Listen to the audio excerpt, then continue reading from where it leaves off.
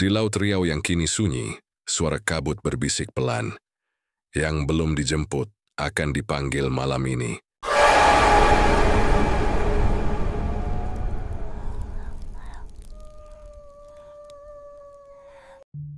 Penemuan yang mengguncang pesisir pagi itu, Laut Tanjung Layar terlihat lebih tenang dari biasanya. Angin membawa aroma asin bercampur amis. Ombak kecil menepuk perlahan perahu-perahu nelayan yang baru saja merapat.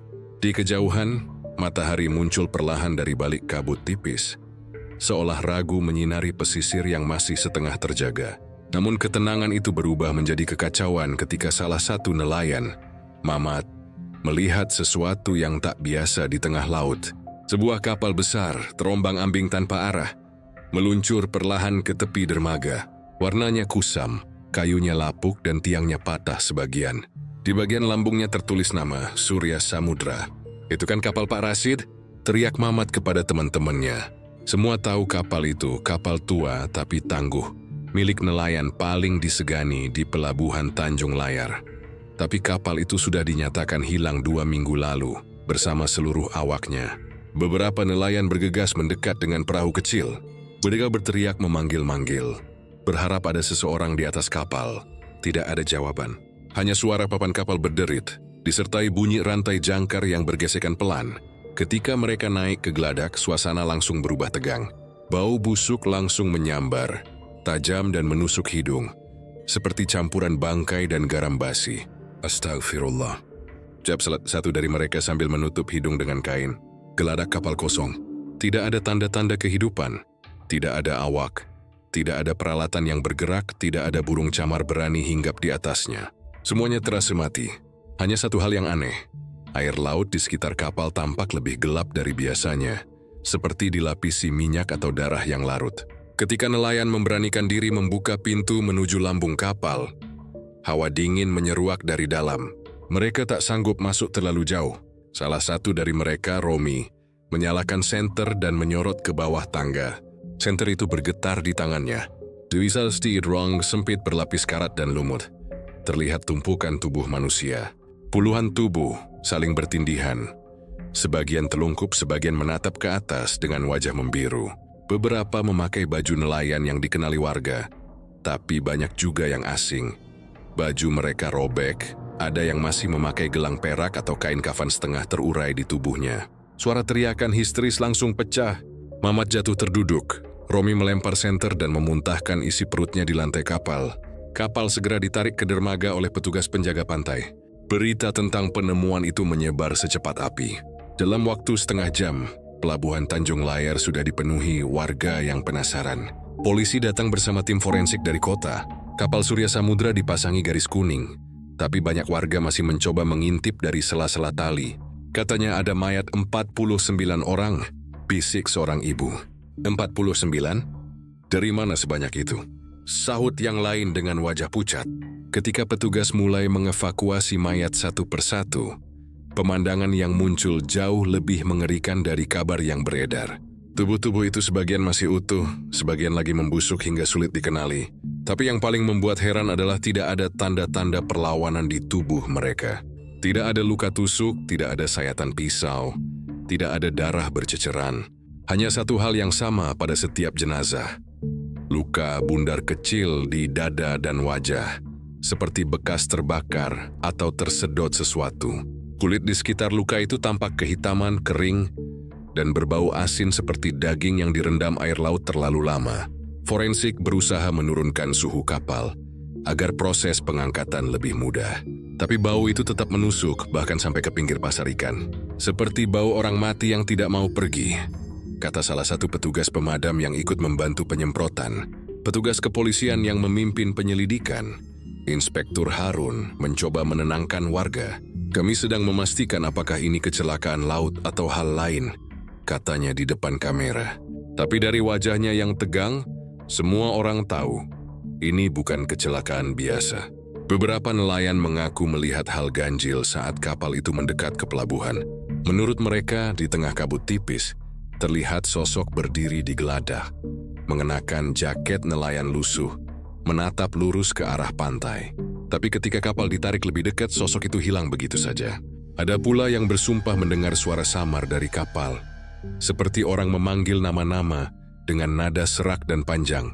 Salah satu di antara mereka bahkan mengaku mendengar bisikan di telinganya, "Jangan buka lambungnya." Ketika malam tiba, pelabuhan dikosongkan. Kapal Surya Samudra diamankan di sisi dermaga dengan penjagaan ketat, tapi beberapa petugas yang berjaga malam melapor hal aneh. Lampu kapal yang seharusnya padam tiba-tiba menyala sendiri, berkelap-kelip seperti sinyal dari dalam. Salah satu penjaga mendengar bunyi langkah dari ruang kemudi padahal tidak ada siapa-siapa. Ketika mereka menelusuri, pintu menuju lambung kapal sudah terbuka lebar. Padahal sore tadi dikunci dengan rantai besi. Keesokan paginya penyelidikan lebih lanjut dilakukan. Tim forensik mencatat total 49 jenazah, terdiri dari 27 laki-laki, 18 perempuan, dan 4 anak-anak. Tidak semuanya warga Riau, sebagian korban memiliki ciri dari luar daerah. Bahkan ada yang diperkirakan warga asing. Data mereka sulit diidentifikasi karena kartu identitas hilang dan sidik jari rusak akibat air laut. Namun yang membuat semua pihak bingung, beberapa korban diperkirakan sudah mati lebih dari sebulan, sedangkan kapal baru menghilang 2 minggu lalu. Artinya ada jenazah yang sudah ada di kapal bahkan sebelum kapal itu dinyatakan hilang. Siapa yang membawa mereka ke sana? Tanya Harun lirih di tengah proses identifikasi. Tak ada yang menjawab. Sore itu ketika matahari mulai tenggelam, para nelayan yang menonton dari jauh memperhatikan sesuatu yang aneh. Di tiang utama kapal, ada coretan baru yang sebelumnya tidak ada. Sebuah simbol berbentuk lingkaran dengan garis berputar di dalamnya, seperti pusaran air. Warna catnya merah gelap seolah baru saja dioleskan. Tidak ada yang tahu siapa yang menggambarnya. Petugas yang berjaga sempat ketakutan dan meminta agar simbol itu segera dihapus. Tapi saat mereka mencoba membersihkannya, cat itu tidak mau hilang, seolah menempel dari dalam kayu. Malam berikutnya, pelabuhan kembali dikejutkan oleh kejadian lain. Salah satu nelayan yang ikut pertama kali menemukan kapal, Romi, ditemukan pingsan di depan rumahnya. Saat dibangunkan, ia gemetar ketakutan. Ia mengaku bermimpi berada di dalam lambung kapal, mendengar suara orang-orang memanggil namanya satu persatu, lalu menariknya ke dalam air yang gelap. "Aku lihat mereka," katanya terbata. "Semua yang mati itu, mereka tidak mau pergi. Mereka masih di kapal itu." Sejak malam itu, tak ada lagi nelayan yang berani berlayar melewati jalur tempat Surya Samudra ditemukan. Laut Tanjung Layar yang dulu ramai kini sepi. Hanya suara ombak yang memecah kesunyian, disertai bau amis yang entah kenapa semakin kuat setiap hari. Beberapa orang mengatakan, setiap kali senja turun, mereka bisa melihat bayangan kapal besar di kejauhan, melayang perlahan di atas permukaan laut. Tak bergerak, tak bergema, hanya diam, menatap pantai seolah sedang menunggu giliran menjemput korban berikutnya. Dan sejak itu, nama Surya Samudra tak lagi disebut dengan hormat di pelabuhan Tanjung Layar. Ia menjadi kisah yang diceritakan dengan berbisik, penuh ketakutan dan doa, karena semua orang tahu ada sesuatu di Laut Riau yang tidak boleh dibangunkan. Pelabuhan Tanjung Layar yang biasanya ramai kini berubah menjadi tempat yang muram. Bau busuk masih tercium meski kapal Surya Samudra sudah diselimuti terpal tebal dan disiram disinfektan berkali-kali. Namun anehnya, aroma busuk itu bercampur dengan sesuatu yang lain. Bau asin yang tajam seperti garam yang dibakar di udara. Warga mulai menghindari dermaga. Bahkan para pedagang ikan menutup lapak lebih awal. Hanya suara ombak dan langkah sepatu aparat yang terdengar di antara kapal-kapal yang diam. Tim kepolisian dari Polda Riau datang dengan perlengkapan lengkap. Di antara mereka ada seorang penyidik forensik terkenal, Hendra P. Pria berkacamata dengan wajah tenang, tapi matanya selalu menelusuri setiap detail. Hendra bukan orang yang percaya pada hal-hal mistis. Tapi begitu ia melangkah ke dalam kapal Surya Samudra, tengkuknya merinding. Udara di dalam terasa berat, seperti lembab bercampur listrik statis. Seperti ada sesuatu yang menempel di sini. Gumamnya pelan. Pemeriksaan awal segera dilakukan. Dari hasil autopsi sementara, semua korban tewas dalam rentang waktu yang berbeda-beda.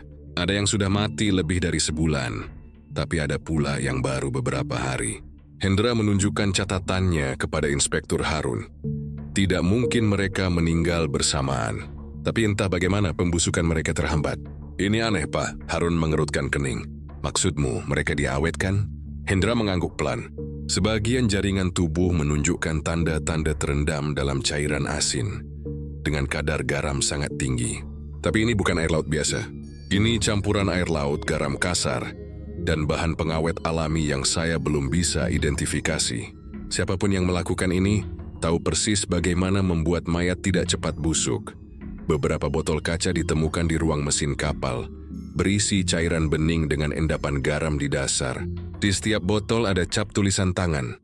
Laut itu tubuhku. Tulisan itu membuat bulu kuduk semua orang berdiri. Tidak ada yang tahu siapa yang menulisnya. Kabar tentang penemuan itu cepat menyebar. Warga mulai berbisik di warung kopi, menuduh bahwa kapal tersebut telah membawa sesuatu dari dasar laut. Aku dengar mereka menemukan peti kayu, ujar seorang nelayan tua. Sejak itu laut marah. Yang lain menimpali. Bukan laut yang marah, tapi roh yang dikurung di dalamnya. Mereka lepaskan sesuatu yang seharusnya tidak boleh dibuka. Cerita berkembang liar, dan dalam beberapa hari saja, pelabuhan Tanjung Layar menjadi tempat yang dijauhi semua orang. Hendra, meski tidak percaya tahayul, mulai merasakan ada kejanggalan yang tak bisa dijelaskan secara ilmiah. Ketika ia dan timnya mencoba memotret jenazah, beberapa kamera tiba-tiba mati. File hasil dokumentasi hilang begitu saja dari kartu memori, padahal baru saja tersimpan. Ini tidak mungkin hanya kesalahan teknis, keluh fotografer forensik. Bahkan alat pendingin yang digunakan untuk menyimpan mayat di kontainer sering macet tanpa alasan jelas. Suhu turun sendiri hingga di bawah 0, padahal belum diatur. Di malam ketiga penyelidikan, Hendra memutuskan untuk tinggal lebih lama di kapal. Ia ingin memastikan apakah benar ada bahan kimia tertentu di air yang menempel di lantai lambung. Dengan senter di tangan, ia turun perlahan ke ruang bawah. Bau garam semakin pekat menusuk sampai tenggorokan. Dinding kapal terasa lembab dan lengket, seolah dilapisi lapisan kristal halus. Ia mengusap sedikit dengan sarung tangan, dan butiran putih menempel di jari. Ketika ia menatap lebih dekat, kristal itu bukan garam biasa. Ada serpihan seperti sisik kecil berwarna keperakan di antara butiran garam. Suara langkah pelan terdengar di atas kepalanya. Ia menegakkan badan. "Halo? Ada orang di atas?" Tidak ada jawaban. Hanya bunyi rantai jangkar bergoyang perlahan. Saat ia hendak naik kembali, senter di tangannya tiba-tiba berkedip lalu mati total.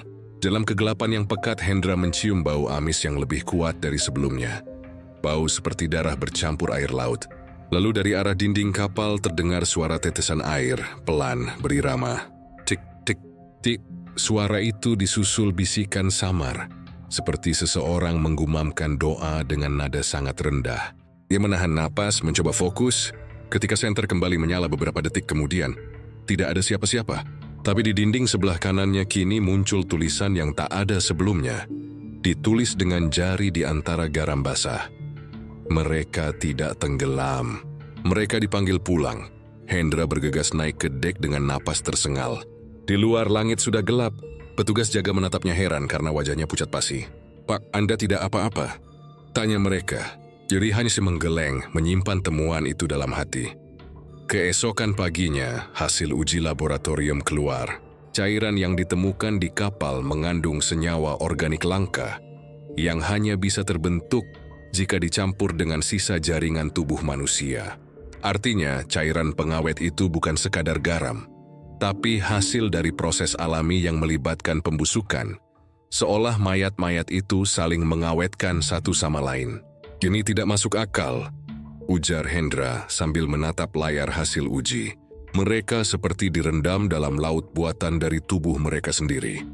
Sementara itu, suasana di desa nelayan semakin mencekam.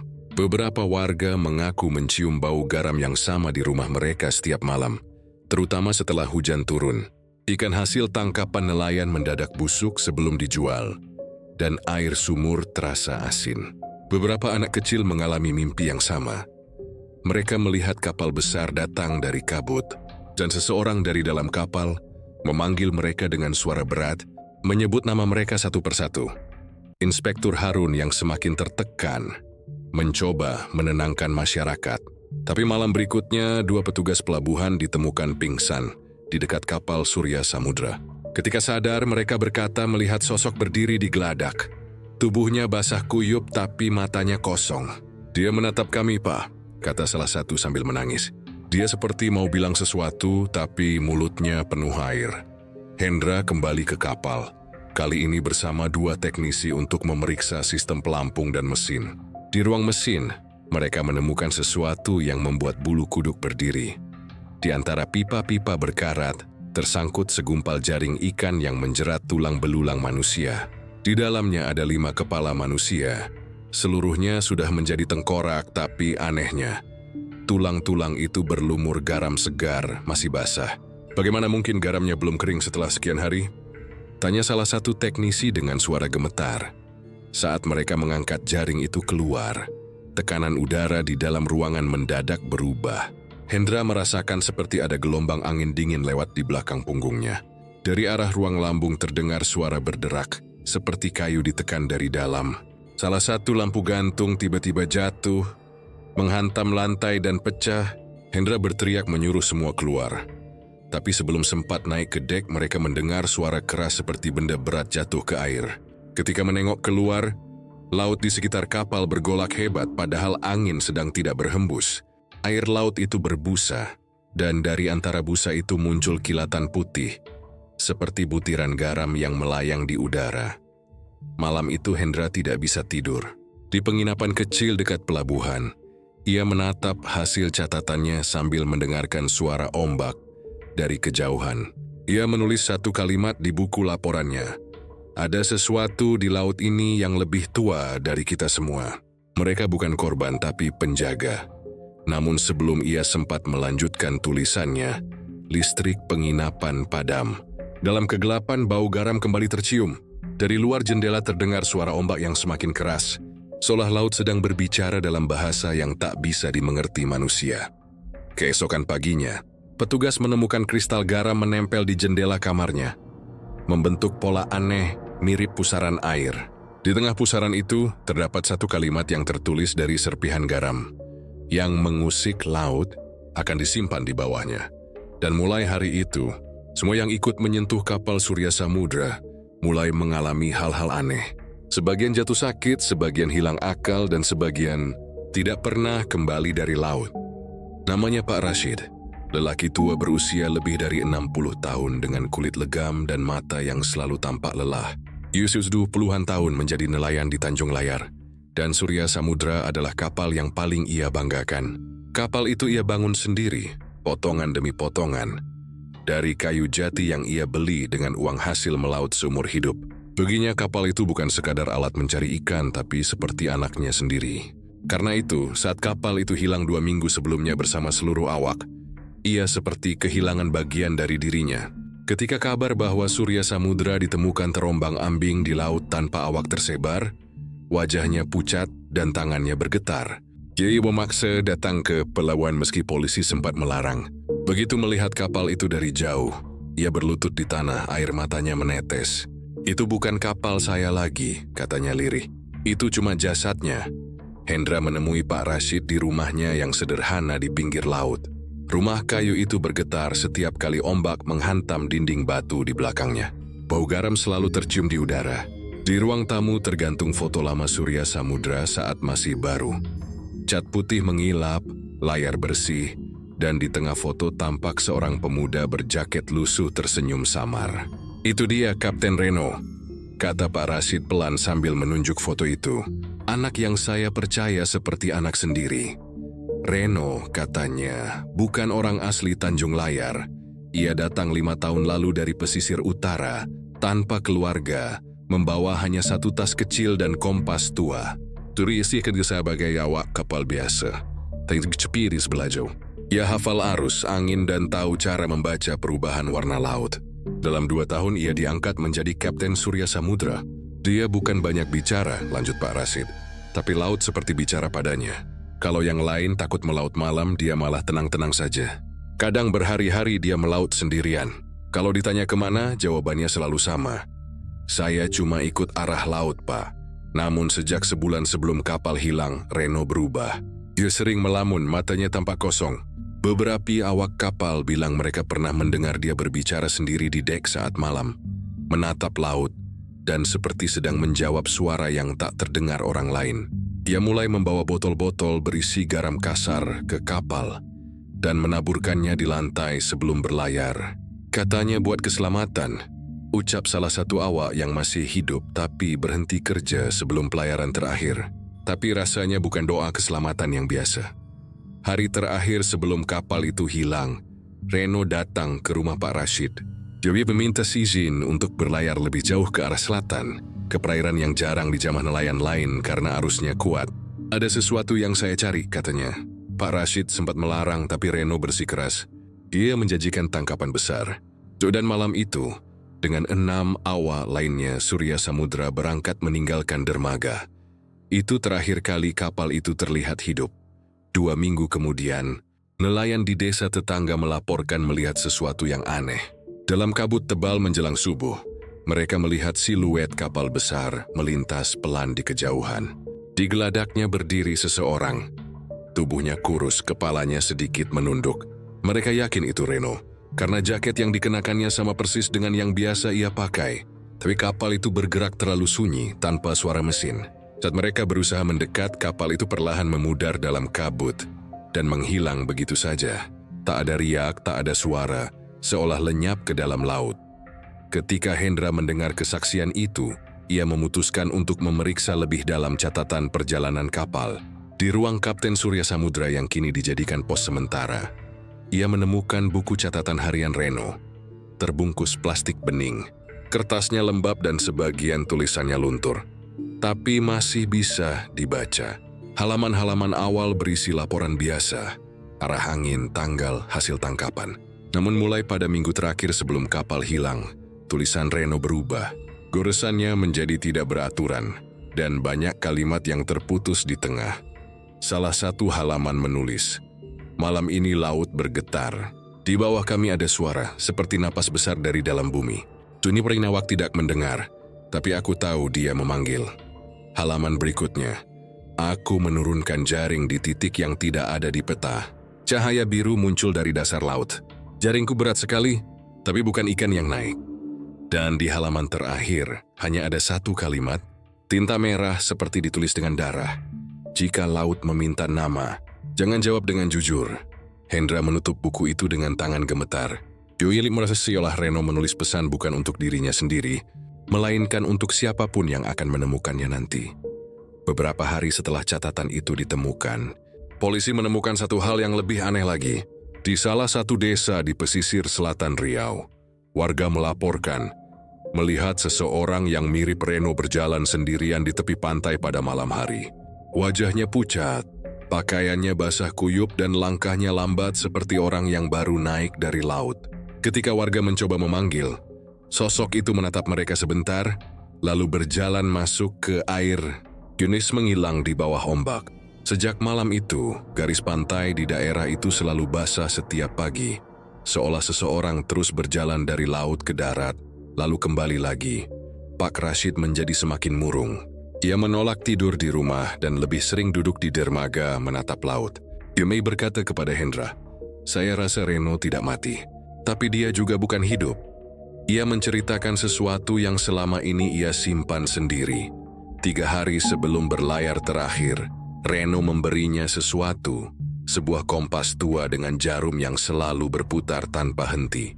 "Kalau jarum ini berhenti," kata Reno saat itu, "artinya laut sudah menemukan jalannya." Kompas itu kini disimpan Pak Rashid di dalam kotak kecil, tapi sejak Surya Samudra ditemukan, jarumnya tak pernah berhenti berputar cepat, seolah mencari arah yang tidak ada. Malam-malam di pelabuhan menjadi semakin aneh setelah itu. Beberapa penjaga melaporkan mendengar langkah kaki di dek kapal, meski tak ada siapapun di sana. Kadang mereka melihat bayangan berjalan di balik jendela ruang kemudi. Bahkan anjing-anjing pelabuhan yang biasanya menggonggong kini menghindari area dekat Surya Samudra. Hendra sendiri suatu malam bermimpi. Ia berdiri di geladak kapal. Di hadapannya laut terbentang hitam, dan di kejauhan terlihat sosok seseorang dengan wajah kabur memanggilnya untuk turun ke dalam air. Saat ia mendekat, sosok itu menoleh, dan wajahnya ternyata Reno. Mata hitamnya memantulkan cahaya garam. Dia terbangun dengan keringat dingin dan telinga berdengung, seperti baru saja mendengar suara dari dalam laut. Sementara itu, hasil analisis forensik terhadap kapal menunjukkan sesuatu yang tidak bisa dijelaskan. Di ruang navigasi ditemukan sidik jari baru yang tidak cocok dengan data awak kapal. Sidik jari itu basah, seperti baru saja menyentuh air. Padahal kapal sudah kering selama berminggu-minggu. Lebih aneh lagi, pola sidik jari itu tampak tidak lengkap, seperti tergerus atau meleleh. Kalau ini benar milik manusia, dia bukan dalam keadaan hidup normal, kata Hendra pada Harun. Di malam ke-7 penyelidikan, saat hujan turun deras, petugas jaga melaporkan kapal berguncang sendiri. Semua tali pengikat kapal ke dermaga tiba-tiba menegang, lalu satu persatu putus. Lampu-lampu pelabuhan padam bersamaan. Dalam gelap mereka melihat cahaya biru muncul dari dasar air di bawah kapal, seperti napas besar dari laut. Di antara cahaya itu seolah muncul bayangan seseorang yang berdiri di geladak, memakai jaket lusuh, menatap ke arah darat. Wajahnya tak terlihat jelas, tapi semua orang tahu siapa dia, Reno. Ketika petugas menyalakan lampu lagi, kapal sudah diam kembali, dan bayangan itu lenyap. Tapi sesuatu tertinggal di pagar dek, jejak tangan basah yang meneteskan air asin ke lantai kayu. Jejak itu membentuk arah menuju ruang kemudi. Di sana Hendra menemukan satu kalimat baru di kaca jendela, tertulis dari dalam dengan jari yang basah oleh garam. Aku masih berlayar. Dan setelah malam itu, tak ada lagi yang berani berjaga dekat Surya Samudra. Karena setiap tengah malam, dari kejauhan terdengar bunyi rantai jangkar yang bergeser pelan. Seolah kapal itu bersiap untuk berangkat lagi, dengan kaptennya yang tak pernah benar-benar kembali. Imam ditemukan oleh nelayan lain dalam keadaan hampir tak bernyawa. Tubuhnya mengapung di tengah lautan Riau yang sunyi, terombang-ambing di antara riak ombak yang perlahan menenggelamkan sisa-sisa cahaya matahari sore. Saat mereka mengevakuasinya ke perahu, tubuhnya dingin seperti batu. Matanya terbuka, namun pandangannya kosong, seolah menatap sesuatu yang tak kasat mata. Ia terus bergumam pelan, kalimat yang tak jelas hanya berulang. Jangan buka peti itu. Kata-kata itu keluar seperti mantra ketakutan yang menempel di lidahnya. Imam kemudian dibawa ke rumah sakit kecil di pesisir Tanjung Layar, tapi dokter jaga yang memeriksanya hanya bisa menggeleng, mengatakan bahwa ia mengalami trauma berat, bahkan mungkin kehilangan kesadarannya sepenuhnya. Tubuhnya penuh luka-luka kecil seperti cakaran, dan di tangannya ada bekas luka berbentuk melingkar, seperti bekas tali yang diikat terlalu kencang. Malam pertama di rumah sakit, perawat melaporkan hal aneh. Imam berteriak di tengah malam, memukul-mukul dinding dan memohon agar kapal itu dibakar. Suaranya begitu serak, penuh kepanikan. Saat petugas datang, ia sudah duduk di pojokan kamar, gemetar, matanya tak berkedip. Dari situlah kisahnya mulai keluar sedikit demi sedikit. Dengan suara lirih yang terkadang terhenti karena tangis, Imam bercerita tentang hari ketika mereka menemukan peti itu. Awalnya tak ada yang mencurigakan. Hari itu laut tenang, langit cerah. Kapal Surya Samudra sedang berlayar agak jauh ke utara, mencari spot ikan yang belum tersentuh kapal lain.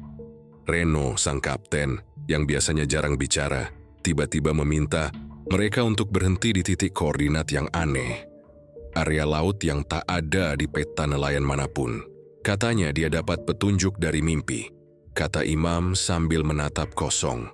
Saat mereka menurunkan jaring ke laut, yang terangkat bukan ikan, melainkan peti kayu tua berlumut, seukuran tubuh manusia. Peti itu tertutup rapat, diikat dengan rantai besi karatan. Tidak ada satupun dari mereka yang tahu isinya. Beberapa anak buah kapal ingin membuangnya kembali ke laut, tapi Reno melarang. Katanya, barang ini bernilai, kita bawa ke darat dulu, nanti kita bagi hasilnya. Sejak saat itu, suasana di kapal berubah. Angin laut yang biasanya hangat tiba-tiba terasa dingin dan lembab. Burung camar berhenti terbang di atas kapal, dan malam itu suara ombak terdengar seperti bisikan panjang. Imam mengaku malam pertama masih biasa saja, tapi tengah malam ia terbangun karena mendengar suara tangisan lirih dari arah dek. Ia mengira salah satu awak sedang bermimpi buruk.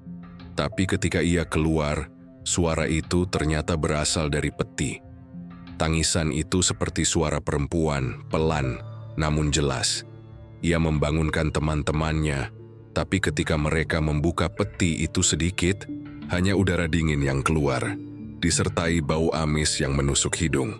Reno marah besar, menyuruh mereka menutupnya kembali dan mengunci dengan rantai. Namun sejak malam itu, satu persatu kejadian aneh mulai terjadi. Lampu kapal sering padam tanpa sebab, dan setiap kali nyala kembali, selalu ada sesuatu yang berubah. Pancing yang semula tergantung di dinding tiba-tiba tergeletak di lantai. Ember-ember air laut berpindah tempat, bahkan beberapa alat tangkap lenyap tanpa jejak. Tapi yang paling menakutkan adalah bayangan. Setiap malam, Imam dan dua awak lainnya melihat sosok hitam berjalan di dek. Tubuhnya tinggi, rambutnya panjang dan basah. Pakaiannya seperti robekan kain putih. Sosok itu tidak pernah terlihat jelas, tapi langkahnya berat, seperti seseorang yang baru naik dari laut. Suatu malam, salah satu awak bernama Jamal hilang. Tak ada suara perkelahian, tak ada jejak darah. Hanya sendalnya yang tertinggal di dekat peti kayu, dan rantai peti itu tampak bergeser sedikit. Reno memerintahkan semua orang berdoa dan menutup rapat ruang bawah tempat peti disimpan. Tapi malam berikutnya, dua awak lagi lenyap. Kali ini meninggalkan bekas kaki basah di sepanjang lorong kapal menuju dek. Imam dan awak lainnya mulai ketakutan, tapi Reno justru semakin aneh. Ia tidak mau meninggalkan kapal, dan malah sering berbicara sendiri di dekat peti, seolah sedang bernegosiasi dengan sesuatu. Dia bilang, "Kalau kita menyerahkan diri kita, laut akan memberi berkah," kata Imam dengan suara bergetar. Dia tertawa malam itu sambil membuka peti. Imam mengatakan bahwa ia melihat sendiri bagaimana Reno membuka peti itu sepenuhnya. Dari dalam, keluar aroma garam pekat bercampur darah. Ia tidak melihat jelas apa isinya, tapi sesuatu yang menyerupai tangan pucat meraih keluar, memegang lengan Reno. Kapal bergetar keras, ombak tiba-tiba bergulung tinggi padahal langit tak berawan. Para awak berteriak ketakutan. Imam melompat ke laut, dan itulah hal terakhir yang ia ingat. Setelah cerita itu keluar, polisi berusaha menenangkan Imam dan mencoba mencari bukti di kapal, namun tak ada satupun peti yang ditemukan di lambung kapal Surya Samudra yang kini sudah ditarik ke pelabuhan. Hanya sisa-sisa kayu basah dan garam yang menumpuk di dasar ruang penyimpanan. Anehnya, air laut di sekitar kapal terasa lebih asin dari biasanya. Orang-orang yang ikut menarik kapal mengeluh kulit mereka terasa gatal, dan beberapa hari kemudian muncul luka seperti terbakar di telapak tangan mereka. Kabar tentang peti terkutuk itu menyebar cepat di kalangan nelayan. Beberapa di antaranya bersumpah akan berhenti melaut di wilayah utara. Mereka percaya bahwa Surya Samudra telah membuka sesuatu yang seharusnya tidak disentuh manusia. Imam yang masih hidup terus bergumam hal yang sama setiap kali terbangun dari tidur. Dia belum pergi, kaptennya belum mati. Malam terakhir sebelum ia dipindahkan ke rumah sakit jiwa di Pekanbaru, perawat jaga melihat sesuatu di kamar.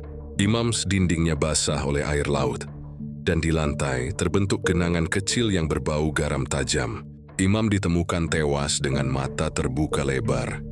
Air menetes dari bibirnya seperti baru tenggelam.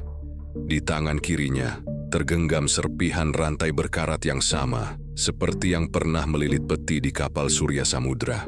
Hari itu laut di sekitar Tanjung Layar tampak muram.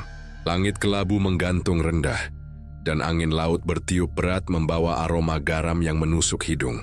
Di tengah gulungan ombak yang malas, 2 kapal penyelamat dan 1 kapal penelitian milik kepolisian meluncur menuju titik koordinat yang disebut Imam sebelum meninggal. Suasana di kapal begitu hening. Semua orang, termasuk penyelam profesional dan tim dari Dinas Kelautan, tahu mereka sedang mencari sesuatu yang seharusnya tidak pernah ditemukan. Tapi perintah datang dari atas. Mereka harus memastikan peti itu benar-benar ada. Kepala tim Letnan Damar adalah pria yang rasional, tak percaya pada cerita mistik. Namun bahkan dia tak bisa menahan rasa tak nyaman ketika kapal mereka mendadak berhenti. Padahal mesin masih menyala, kompas berputar liar, seolah medan magnet di bawah laut kacau. "Kita sudah di titiknya," kata salah satu teknisi dengan suara pelan. Tanpa banyak bicara, 4 penyelam turun ke laut. Mereka membawa kamera bawah air dan lampu sorot besar, menembus kedalaman yang perlahan gelap. Arus laut di area itu aneh. Tenang di permukaan tapi liar di bawah, seolah ada sesuatu yang menghisap dari dasar. 5 menit berlalu. 10 menit.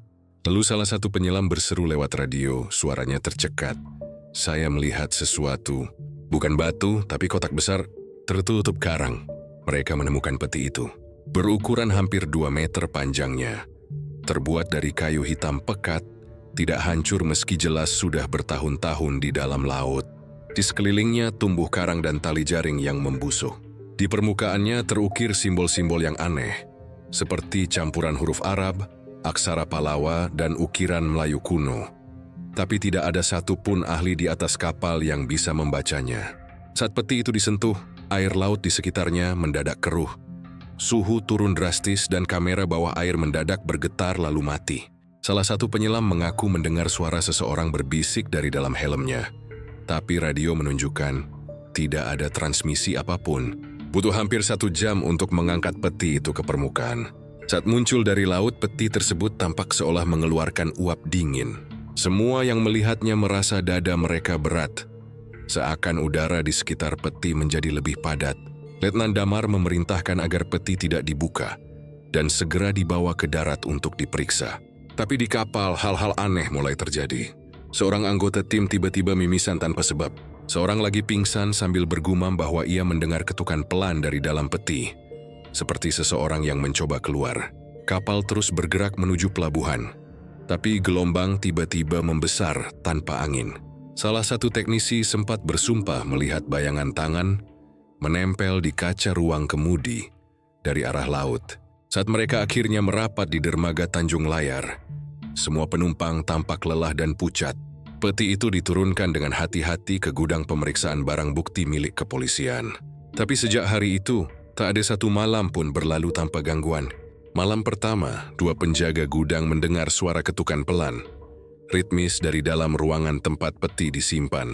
Mereka mengira itu tikus, tapi suara itu terlalu berat, seperti pukulan jari manusia di atas kayu. Ketika mereka memberanikan diri masuk, suara itu berhenti, namun udara di ruangan terasa lembab dan asin. Keesokan paginya, salah satu penjaga ditemukan tertidur di kursinya dengan mimik wajah ketakutan. Matanya terbuka tapi tidak sadar, bibirnya kering dan asin, seolah ia minum air laut. Beberapa anggota tim penyelam juga mulai mengalami gangguan. Salah satunya Randy bercerita bahwa setiap malam ia bermimpi tenggelam, dan di dalam mimpi itu ia selalu melihat sosok perempuan berambut panjang menatap dari balik air. Matanya hitam legam. Ketika ia terbangun, seluruh badannya basah, padahal kamar hotelnya kering. Seorang lagi ramah tiba-tiba berhenti bicara sama sekali. Dia duduk di pojokan dan hanya menatap jari-jarinya yang pucat lalu berkata pelan, "Kita tidak mengangkat peti itu. Peti itu yang ingin naik." Di laboratorium forensik, tim pemeriksa mencoba meneliti bahan kayu dari peti tersebut. Tapi hasilnya tidak masuk akal. Kayunya bukan berasal dari pohon apapun yang dikenal di wilayah Nusantara. Teksturnya lebih keras dari besi. Tapi jika disentuh terasa lembab dan dingin. Seorang ahli filologi mencoba membaca tulisan di permukaannya dan mendapati sebagian pola mirip dengan aksara lama dari kerajaan di pesisir Riau yang sudah hilang ratusan tahun lalu. Konon kerajaan itu dikenal karena ritual laut yang melibatkan penjaga arwah gelombang. Catatan kuno menyebut bahwa pada masa itu, mereka menenggelamkan tubuh manusia hidup-hidup ke laut sebagai persembahan, agar badai tidak menghancurkan pelabuhan mereka. Diduga peti itu adalah wadah tempat persembahan disimpan, tempat roh korban dikurung agar tak gentayangan. Tapi kalau begitu, mengapa peti itu sekarang muncul kembali? Malam ketiga setelah peti ditemukan, suasana di gudang tempat penyimpanan menjadi mencekam. Hujan deras turun, petir menyambar-nyambar. Seorang petugas piket bernama Suro mengaku mendengar sesuatu seperti rintihan dari dalam peti. Ia mendekat perlahan dengan senter dan bersumpah melihat permukaan kayu peti itu berembun, seperti seseorang bernafas dari dalamnya. Ia panik dan menelpon komandannya, tapi saat mereka datang beberapa menit kemudian, ruangan itu sudah basah oleh air laut. Di lantai, menggenang air asin yang tidak tahu dari mana asalnya. Peti tetap tertutup, tapi rantainya kini tampak berubah posisi, seperti baru saja digerakkan dari dalam. Keesokan harinya, Suro tidak datang lagi bertugas. Polisi mendatangi rumahnya dan menemukan semua jendela tertutup. Udara di dalam lembab dan berbau garam. Suro ditemukan di kamar mandi dalam posisi duduk. Matanya menatap kosong, tubuhnya basah kuyup meski tidak ada sumber air. Di lantai tertulis dengan jari basah di ubin, "Sudah waktunya laut menagih." Kematian Suro membuat kepanikan semakin besar. Tapi meskipun semua itu terjadi, peti tetap tidak boleh dipindahkan. Atasan Letnan Damar melarang pemusnahan benda tersebut karena dianggap barang bukti bersejarah. Sejak itu, setiap orang yang pernah menyentuh peti mulai sakit. Ada yang kulitnya mengelupas seperti terbakar garam. Ada yang mimisan tanpa henti, dan ada pula yang tiba-tiba lupa siapa dirinya sendiri. Namun yang paling mengerikan adalah kejadian malam ketika gudang itu kebakaran.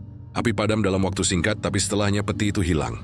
Di tempatnya hanya tersisa genangan air asin dan sisa rantai yang meleleh seperti terbakar dari dalam. Tidak ada yang tahu kemana peti itu pergi. Tapi 2 hari kemudian, nelayan di sekitar perairan Riau melaporkan melihat kapal tanpa awak melintas di tengah kabut. Kapal itu, kata mereka, membawa sesuatu yang besar dan hitam di dek belakangnya, seperti sebuah peti. Saat berita itu sampai ke telinga Letnan Damar, ia hanya bisa terdiam. Di pikirannya terngiang ucapan imam sebelum mati. Dia belum pergi, kaptennya belum mati. Dan malam itu, di rumahnya yang hanya berjarak 1 kilometer dari pantai, Damar terbangun karena suara ketukan pelan di jendela. Ketukan itu terdengar 3 kali, ritmis sama persis seperti suara dari dalam peti. Saat ia membuka tirai, tak ada siapapun di luar. Hanya jejak air laut yang menetes di kaca, membentuk tulisan samar yang perlahan pudar diterpa angin malam. Ruang kemudi kapal Surya Samudra dipenuhi aroma karat dan garam yang menyengat. Dari kejauhan, suara burung camar terdengar parau, menembus keheningan yang menyesakkan. Hendra berdiri di depan meja navigasi tua. Matanya menatap sebuah buku lusuh yang ditemukan di bawah tumpukan kain basah. Buku itu tertutup lumut. Sebagian halamannya menempel akibat air asin, tapi di sampul depannya masih terlihat jelas tulisan tangan kasar. Catatan pelayaran R. Ia tahu ini milik Kapten Reno.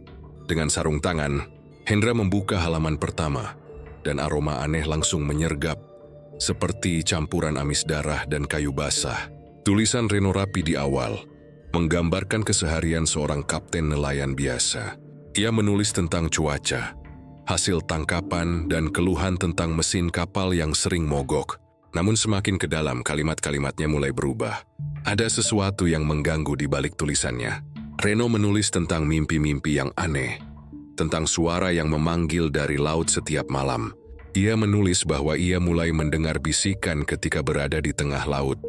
Suara perempuan lembut yang menyebut namanya berulang-ulang, meminta ia menengok ke bawah gelombang.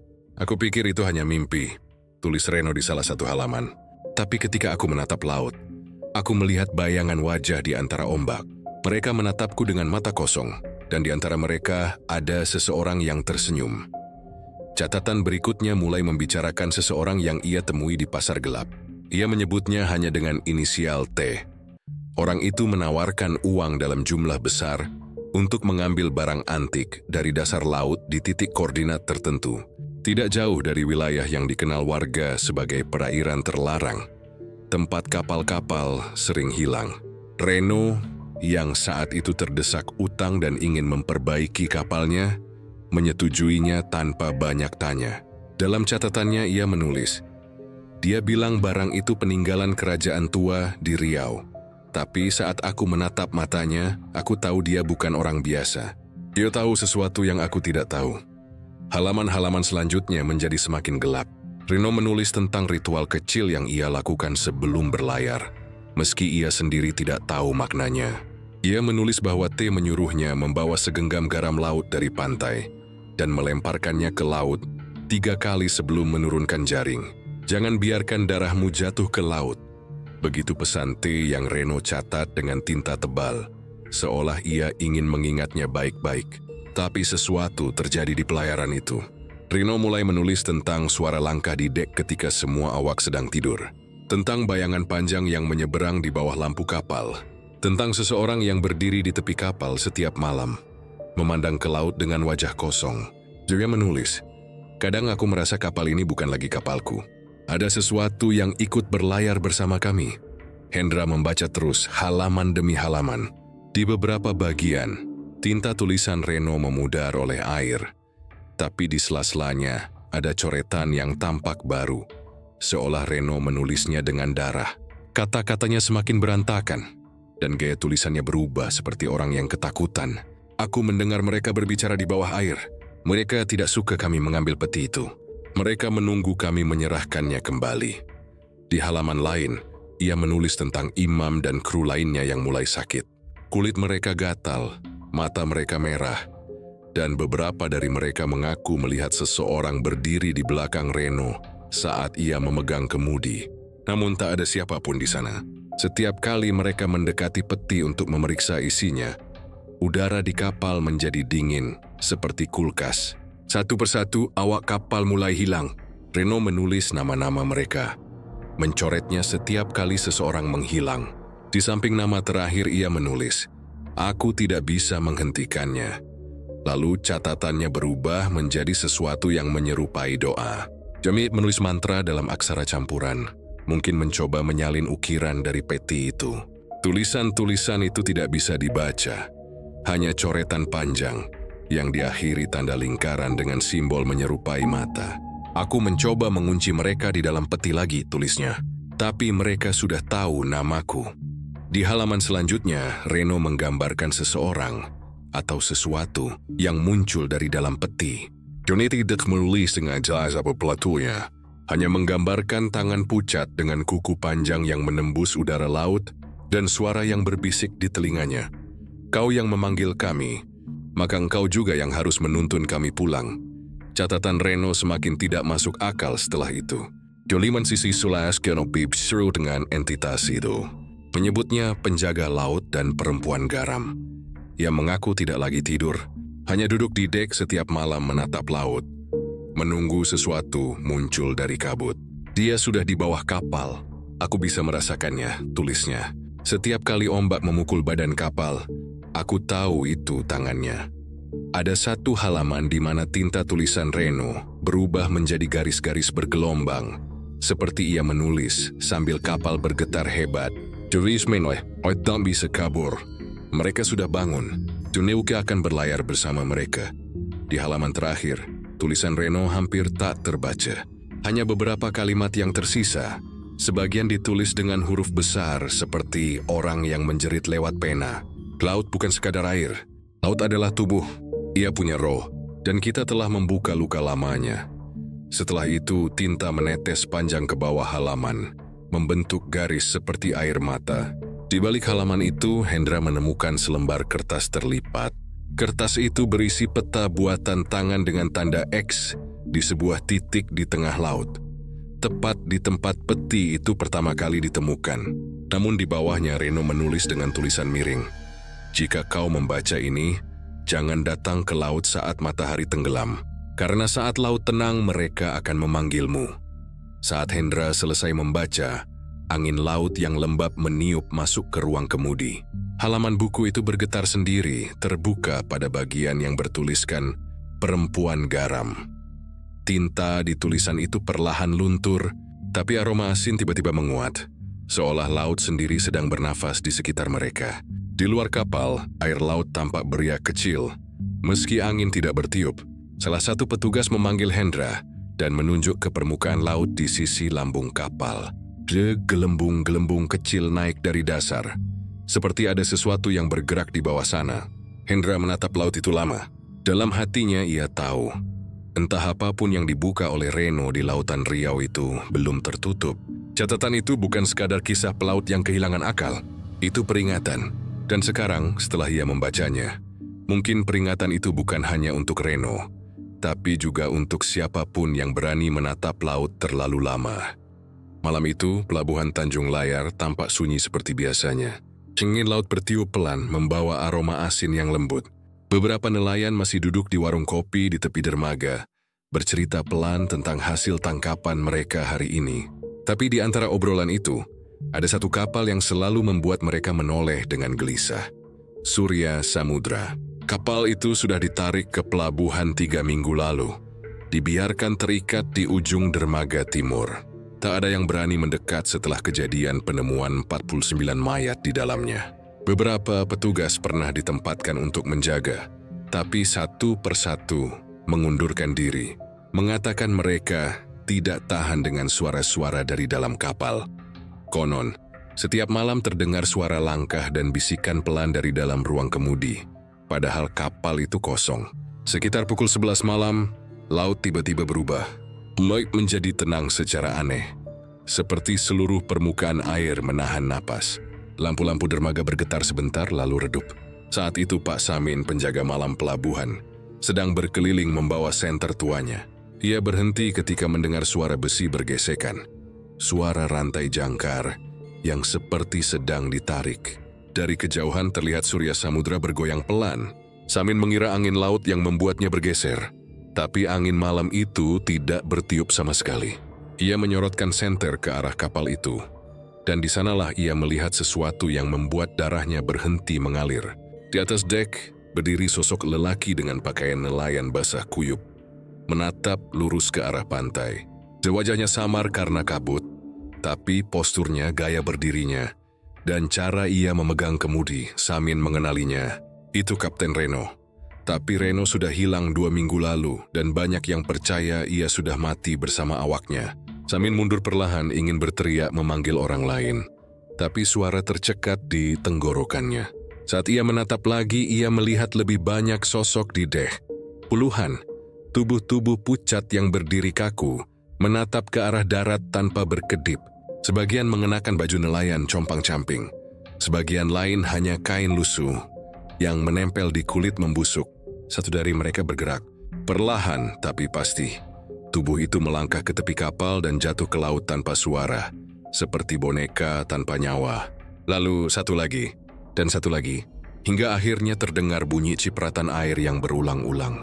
Tapi yang membuat Samin hampir pingsan adalah kenyataan bahwa setiap tubuh yang jatuh ke laut itu tidak tenggelam. Mereka berjalan di permukaan air menuju pantai. Langkah mereka tidak menimbulkan riak, hanya suara basah yang lembut, seperti langkah di atas lumpur. Samin berlari ke pos penjaga menelpon polisi pelabuhan. Tapi sebelum ia sempat menyelesaikan kalimatnya, dari luar terdengar suara nyanyian pelan. Nyanyian itu seperti suara perempuan, lembut tapi mengerikan. Nadanya naik turun seperti doa laut lama, dengan kata-kata yang tak bisa dimengerti. Samin mematikan senter, bersembunyi di balik dinding pos sambil menutup telinga. Tapi suara itu terus terdengar. Bukan hanya dari arah kapal, tapi juga dari bawah lantai kayu dermaga. Beberapa menit kemudian, saksi lain, seorang nelayan bernama Taufik yang baru pulang melaut, melihat kejadian yang sama dari arah laut terbuka. Ia bersumpah melihat Surya Samudra perlahan bergerak ke tengah laut. Mesin kapal mati, tak ada asap, tapi kapal itu meluncur pelan melawan arus. Taufik menatap dengan teropongnya, dan yang ia lihat membuatnya hampir menjatuhkan alat itu ke laut. Di dek kapal, sosok Reno menatap lurus ke arahnya, dengan mata gelap seperti lubang. Di belakangnya, tubuh-tubuh awak kapal berdiri rapat, saling menempel. Wajah mereka hancur, kulitnya seperti diselimuti garam. Beberapa nelayan yang mendengar kabar itu datang berlari ke dermaga. Tapi saat mereka tiba, kapal itu sudah semakin jauh. Hanya bayangan hitamnya yang tampak samar di tengah kabut, bergerak seperti diseret oleh sesuatu di bawah air. Lalu dari kejauhan terdengar suara jeritan, panjang melengking seperti suara manusia yang dicampur dengan suara angin laut. Bersamaan dengan itu, seluruh lampu pelabuhan padam. Dalam kegelapan, semua orang membeku. Di antara desir angin, mereka mendengar sesuatu yang lain. Nyanyian, kali ini lebih jelas, seperti suara banyak orang yang bernyanyi dari tengah laut.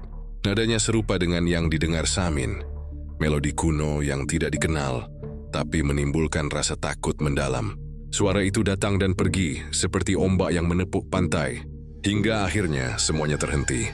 Kabut perlahan menelan Surya Samudra, dan kapal itu menghilang begitu saja, seolah ditelan laut. Ketika fajar tiba, pelabuhan dipenuhi petugas.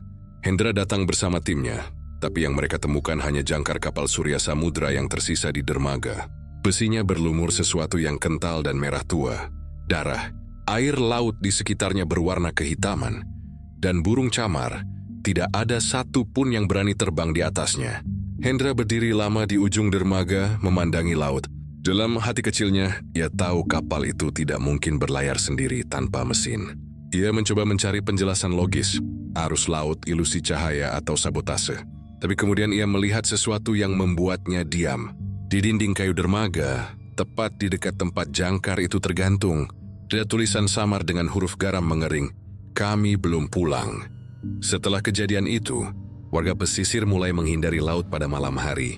Mereka bilang setiap kali air pasang datang, terdengar suara kapal mendekat dari arah kabut. Meski tidak ada cahaya dan tidak ada mesin, beberapa kali nelayan muda mencoba menyelidik, tapi mereka semua kembali dengan wajah pucat. Salah satu dari mereka, Rijal, bersumpah melihat Surya Samudra melintas perlahan di kejauhan. Dan dari dek kapal itu terdengar suara pelan. Buka jalannya. Laut belum selesai menagih. 2 minggu kemudian, tim SAR menemukan perahu kecil hanyut tanpa awak. Di dalamnya ada beberapa benda aneh. Serpihan kayu hitam yang sama dengan peti terkutuk. Dan selembar kain dengan tulisan tangan Reno. "Aku masih di sini." Mereka tak mau berhenti. Laut ingin yang baru. Malam berikutnya, air laut di dermaga Tanjung Layar naik tanpa sebab, menelan sebagian papan dermaga dan membuat banyak perahu terlepas dari tali tambatannya. Orang-orang berlari menyelamatkan kapal mereka. Tapi di tengah kekacauan itu, seorang anak kecil menunjuk ke arah laut dan berteriak, "Lihat, kapalnya datang lagi." Dan memang, di balik kabut tebal, siluet Surya Samudra muncul perlahan. Kali ini tidak bergerak cepat, tapi seolah melayang di atas permukaan laut. Lampu-lampunya yang seharusnya padam kini menyala redup, memantulkan cahaya kehijauan aneh. Di bawah kapal, bayangan hitam berputar seolah puluhan tangan dari dasar laut sedang menuntunnya kembali ke pelabuhan. Tapi sebelum siapapun sempat melihat lebih jelas, kapal itu memudar, diselimuti kabut, lalu hilang lagi ke tengah samudra. Setelah malam itu, Tanjung Layar tak pernah sama. Nelayan menolak melaut saat bulan purnama, dan tak ada satupun kapal yang mau berlabuh di dermaga timur. Di laut yang dulu menjadi sumber penghidupan mereka, kini hanya tersisa ketakutan. Sebab setiap kali malam benar-benar sunyi, selalu ada suara jangkar yang turun pelan-pelan di kejauhan, diiringi bisikan yang terdengar seperti doa dari dunia lain. Kapal kami belum selesai berlayar. Setelah kejadian hilangnya kapal Surya Samudra untuk kedua kalinya, suasana di Tanjung Layar berubah drastis. Pelabuhan itu kini dijaga ketat. Garis polisi membentang di sepanjang dermaga, dan para nelayan dilarang mendekat. Pemerintah daerah mengumumkan bahwa penyelidikan telah selesai, menegaskan bahwa insiden tersebut adalah kecelakaan laut yang tidak dapat dijelaskan karena cuaca ekstrem. Namun tidak ada badai malam itu. Tidak ada saksi yang mendengar suara petir. Tidak ada laporan kapal lain yang karam. Semua orang tahu sesuatu disembunyikan, tapi tak ada yang berani bicara. Hendra P., penyidik forensik yang sejak awal menangani kasus ini, tidak bisa menerima hasil itu. Dia merasa sesuatu di balik tragedi Surya Samudra bukan sekadar misteri laut. Dululah yang lebih gelap, lebih manusiawi, dan lebih berbahaya. Selama berminggu-minggu ia mengumpulkan bukti sendiri. Diam-diam menyalin dokumen penyitaan, catatan otopsi, dan transkrip saksi. Di antara semua berkas itu, ia menemukan satu hal ganjil. Laporan transaksi barang antik bawah laut, bertanggal 2 minggu sebelum kapal itu berlayar terakhir kali. Dokumen itu menyebutkan nama seorang kolektor, seorang pejabat lokal berpengaruh di Riau, dikenal dengan inisial DS, yang punya hobi aneh mengoleksi benda dari laut dan kerajaan lama.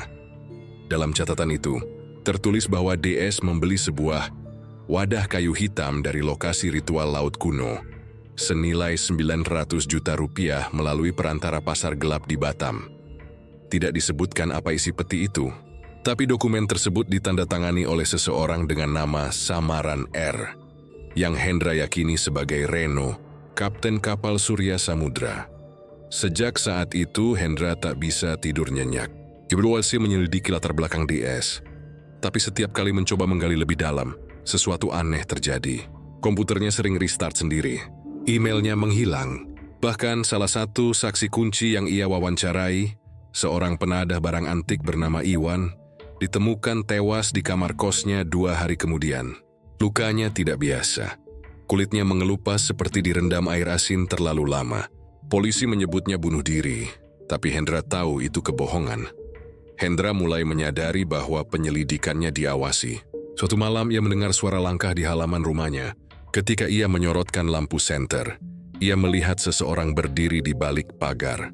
Berpakaian hitam, memakai masker, hanya diam menatapnya. Tapi yang membuat bulu kuduknya berdiri adalah bau garam dan amis laut yang tiba-tiba tercium di udara.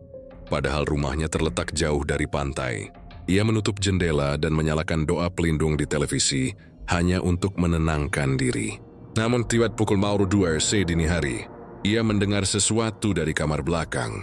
Suara ketukan 3 kali, pelan seperti dari dalam dinding. Keesokan harinya, ia pergi ke Jakarta membawa flash disk berisi salinan data dan rekaman wawancara dengan imam sebelum nelayan itu meninggal. Dalam perjalanan ia sempat menelpon rekannya Arif sesama penyidik dan berkata, "Kalau aku tidak sampai besok, buka file bernama Laut Hitam. Jangan biarkan mereka musnahkan semuanya." Itu adalah percakapan terakhir mereka. Sore harinya, berita menyebar, rumah Hendra terbakar hebat. Tidak ada yang tahu penyebab pastinya, tapi api membesar begitu cepat, hingga melahap seluruh bangunan dalam waktu 20 menit. Petugas menemukan sisa-sisa tubuh di reruntuhan. Namun hasil identifikasi menunjukkan bahwa jasad itu bukan Hendra. Sidik jarinya tidak cocok, bahkan giginya tidak sesuai dengan catatan medisnya. Hendra lenyap tanpa jejak. Media lokal sempat mencoba meliput peristiwa ini, tapi hanya bertahan sehari. Berita-berita itu menghilang dari internet, situs web ditutup, dan beberapa jurnalis yang menulis tentang kasus ini menerima surat ancaman. Pemerintah daerah mengeluarkan pernyataan resmi bahwa kebakaran rumah Hendra adalah insiden listrik biasa dan menyatakan kasus Surya Samudra ditutup permanen. Semua bekas penyelidikan dikunci dan diberi tanda rahasia negara. Namun tak semua orang diam. Arif, rekan Hendra yang menerima telepon terakhir, mulai menelusuri flash disk yang diberikan. Di dalamnya terdapat video rekaman pendek berdurasi 7 menit. Gambar buram diambil dengan kamera malam. Terlihat Hendra di dermaga Tanjung Layar, malam sebelum kapal menghilang lagi. Ia berbicara pelan ke arah kamera. "Aku menemukan sesuatu di lambung bawah kapal.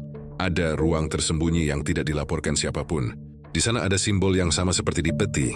Mereka mencoba menutupi ini, tapi aku akan buktikan semuanya. Kalau aku hilang, jangan percaya siapapun dari pemerintah daerah atau pelabuhan. Mereka sudah dikendalikan sesuatu dari laut." Rekaman itu berhenti tiba-tiba, diikuti oleh suara keras seperti ombak menerpa logam, dan teriakan pendek Hendra sebelum layar menjadi hitam. Arif terdiam lama menatap layar laptopnya. Setelah itu, ia mencoba mengirim file tersebut ke media nasional.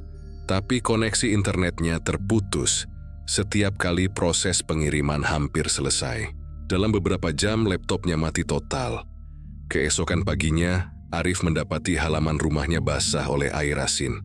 Di terasnya tergeletak satu benda kecil, pecahan kayu hitam dengan ukiran tulisan kuno yang sama seperti di peti. Setelah kejadian itu, Arif menghilang juga. Beberapa bulan kemudian, muncul laporan aneh dari pesisir Dumai. Nelayan menemukan perahu kecil terapung tanpa awak. Di dalamnya hanya ada satu barang, identitas Hendra yang masih utuh dan kering. Meski kapal itu sudah dipenuhi air laut, di bawah identitas itu tertulis pesan yang digoreskan dengan paku. Laut tidak pernah diam. Mereka masih mencari tubuhnya. Setelah penemuan itu, wilayah Tanjung Layar ditutup total. Tidak ada kapal yang diizinkan berlayar dalam radius 5 mil laut dari titik tempat Surya Samudra terakhir terlihat. Namun warga sekitar mengaku setiap malam Jumat, mereka melihat lampu kapal samar di tengah kabut, disertai suara nyanyian yang sama seperti dulu. Dan kadang, di kejauhan, terlihat sosok berdiri di geladak, mengawasi daratan. Beberapa orang percaya itu roh para awak kapal yang belum tenang, tapi sebagian lain berbisik pelan, mungkin itu bukan roh, mungkin itu Hendra. Masih mencari kebenaran, atau mungkin sudah menjadi bagian dari mereka. Bagian dari lautan yang menelan semua yang tahu terlalu banyak. Dan di kantor pelabuhan lama, yang kini dibiarkan kosong, ada satu bekas papan nama di dinding arsip, yang masih terlihat jelas meski karatan. Kasus Surya Samudra ditutup atas perintah langsung. Namun setiap kali hujan turun dan udara asin menyelimuti kota, huruf-huruf itu berubah. Enggaram membentuk kata baru yang muncul perlahan di atas karat. Belum selesai. Pagi itu, langit di atas pesisir Riau berwarna kelabu pucat, seperti diselimuti kabut yang enggan pergi. Para nelayan di pelabuhan kecil Teluk Meranti bersiap turun ke laut. Ombak tampak tenang, tapi entah mengapa udara terasa berat seolah menyembunyikan sesuatu. Salah satu nelayan Bagas menatap ke arah horizon dengan perasaan tak enak. Ia baru saja mendengar kabar dari kapal tetangga bahwa semalam, di perairan lepas sekitar 12 mil dari pantai, mereka melihat sesuatu. Bayangan kapal besar meluncur pelan di tengah kabut. Kapal itu tidak menyalakan lampu, tapi tubuhnya memantulkan cahaya kehijauan aneh seperti dari dalam laut. Saat itu mereka mengira itu kapal patroli atau kapal kargo, tapi ketika mereka mendekat sekitar 100 meter, mereka sadar sesuatu tidak wajar. Kapal itu tidak mengeluarkan suara mesin sama sekali, hanya suara laut yang menepuk lambungnya. Di dek, terlihat deretan sosok berdiri diam, seolah menatap ke arah mereka. Salah satu dari nelayan itu menyalakan lampu sorot, dan sinarnya menembus kabut cukup jauh untuk menyingkap satu nama yang terpahat jelas di buritan, Surya Samudra. Kapal itu hilang beberapa bulan lalu. Semua orang di Tanjung Layar tahu kisahnya. Kisah yang membuat pelabuhan itu kini kosong, ditinggalkan nelayan. Dan kini kapal itu muncul lagi jauh dari tempat asalnya. Tapi yang membuat bulu kuduk mereka berdiri bukan sekadar kemunculan kapal itu, melainkan kenyataan bahwa sosok-sosok di atas dek tidak bergerak sedikit pun. Mereka berdiri sejajar, kepala sedikit menunduk, tangan di sisi tubuh, seperti barisan mayat yang menunggu aba-aba. Nelayan yang melihatnya mengatakan, salah satu dari sosok itu perlahan menatap ke arah mereka. Wajahnya pucat, matanya hitam kosong, dan bibirnya terbuka seolah ingin berbicara. Namun yang keluar dari laut bukan suara manusia, melainkan bisikan panjang yang terdengar di sekeliling kapal. Kapal ini belum selesai menjemput penumpangnya. Suara itu datang dari segala arah. Dari bawah laut, dari dalam angin, dari antara ombak, nelayan-nelayan itu panik dan segera memutar kapal menjauh. Namun tak lama setelah mereka berbalik arah, salah satu kru jatuh pingsan tanpa sebab. Ketika sadar, ia menangis sambil terus mengulang satu kalimat. Aku dengar nama kita disebut. Satu persatu, kabar itu menyebar cepat. Dalam seminggu, beberapa kapal lain melaporkan hal serupa. Mereka semua melihat Surya Samudra melintas di tengah kabut. Selalu diam, selalu seolah mengawasi pantai. Dan yang lebih menakutkan, setiap kali kapal itu terlihat, satu kapal nelayan akan hilang keesokan harinya tanpa jejak. Tidak ada sinyal SOS, tidak ada pecahan kapal, bahkan tidak ada tanda perlawanan. Hanya riak air asin dan bau garam yang pekat di udara. Di kantor pelabuhan Dumai, laporan demi laporan menumpuk di meja petugas. Tapi pemerintah daerah memerintahkan untuk tidak menindaklanjutinya. Mereka menyebut itu halusinasi massal, akibat stres ekonomi para nelayan. Namun para warga tidak bisa dibungkam. Mereka tahu laut itu sudah berubah. Laut Riau kini bukan lagi tempat mencari rezeki, tapi tempat penagihan jiwa. Beberapa nelayan tua mulai mengingat kisah lama, legenda yang pernah dianggap tak lebih dari dongeng, tentang kapal penjemput laut. Dulu, orang tua di pesisir Riau percaya bahwa setiap 100 tahun sekali, laut akan mengirim kapal dari dasar samudra untuk menjemput arwah yang belum tenang. Roh mereka yang mati tidak dalam restu air. Roh para pelaut, pedagang, dan penambang yang menistakan laut dengan tamak. Kapal itu, kata mereka, selalu membawa tanda, bau garam dan darah yang menyengat, serta bisikan yang memanggil nama. Kini, semua tanda itu telah muncul kembali. Suatu malam, Bagas dan 3 temannya, Tommy, Rahman, dan Dedi, memutuskan melaut untuk memastikan kabar itu. Mereka membawa kamera, ingin membuktikan bahwa kisah itu nyata. Sekitar pukul 2 dini hari, mereka mencapai perairan di mana kapal itu sering muncul. Laut malam tampak aneh, tenang tapi seolah hidup. Kabut menggantung rendah di atas permukaan air, menutupi pandangan. Tak ada apa-apa, kata Tommy dengan suara gugup. Ia menyorotkan senter tapi cahaya hanya menembus sejengkal kabut. Beberapa menit berlalu dalam diam. Lalu Rahman berkata pelan, "Kau dengar itu?" Dari jauh terdengar suara rantai besi menyeret sesuatu. Lalu samar, di antara kabut, tampak cahaya kehijauan muncul perlahan. Suara air menepuk lambung terdengar pelan. Dan kemudian sosok besar itu muncul. Surya Samudra. Kapal itu tampak utuh meski seharusnya sudah tenggelam. Catnya kusam, kayunya basah oleh lumut, tapi namanya masih terbaca jelas. Di dek puluhan sosok berdiri diam. Salah satunya berdiri paling depan, mengenakan jaket nelayan biru tua, wajahnya setengah tertutup rambut panjang basah. Ketika Rahman menyorot wajah itu, darahnya beku. Itu Reno. Reno menatap mereka, lalu mengangkat tangannya perlahan, menunjuk langsung ke arah kapal kecil mereka. Saat itu juga angin berhenti bertiup. Laut tiba-tiba sunyi, tidak ada riak. Dari bawah kapal mereka terdengar bunyi ketukan pelan. 1, 2, 3 kali. Lalu muncul bisikan, kali ini jelas dan serentak seperti diucapkan ratusan suara. 1 kapal lagi. Untuk melengkapi perjalanan. Kapal kecil Bagas mendadak oleng. Ombak besar muncul dari arah kapal hantu, menggulung mereka hingga semua jatuh ke laut. Bagas mencoba berenang naik, tapi ketika ia menoleh, ia melihat sesuatu yang tak bisa ia lupakan seumur hidup. Dari bawah permukaan laut, puluhan tangan pucat meraih ke atas, menarik kapal mereka ke bawah. Dan di tengah kegelapan air asin, ia sempat melihat wajah Reno, menatapnya dengan senyum dingin. Keesokan paginya, kapal Bagas ditemukan terdampar di pantai tanpa awak. Kamera yang mereka bawa masih ada di dalam kapal. Saat diperiksa, rekamannya bergetar dan buram, tapi ada satu bagian yang terlihat jelas. Siluet kapal besar di tengah kabut, dan suara bisikan yang berulang-ulang memenuhi audio. Kapal ini belum selesai menjemput penumpangnya. Setelah kejadian itu, seluruh aktivitas pelayaran di perairan Riau dihentikan. Tapi teror tidak berhenti di laut. Warga di pesisir mulai mendengar suara langkah dan ketukan di malam hari. Seolah seseorang berjalan di lantai kayu di luar rumah mereka. Kadang terdengar bisikan dari jendela, "Buka pintu, John Laut sudah sampai."